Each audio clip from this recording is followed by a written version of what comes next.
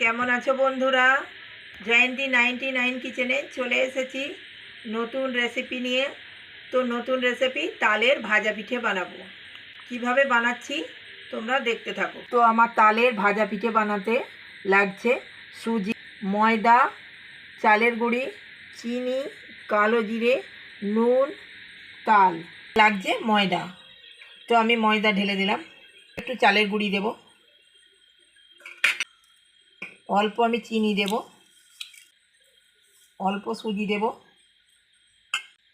অল্প একটু নুন দেব স্বাদ মতো, একটু কালো জিরে দেব। আমি তাল দিয়ে মিক্স করে নেব, ভালো করে ব্যাটারটা তৈরি করে নেব। তো আমি অল্প অল্প করে তাল দিয়ে এটাকে ভালো করে ব্যাটারটা তৈরি করে নেব।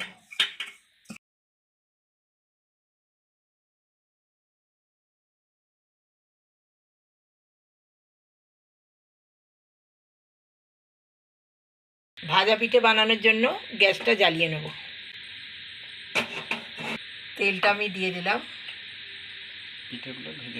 পিঠেগুলো ভেজে নেব তেলের মধ্যে। তেলটা আমার গরম হয়ে গেছে। তো এবার আমি ভাজা পিঠে ভেজে নেব। এইভাবে দিয়ে দেবো।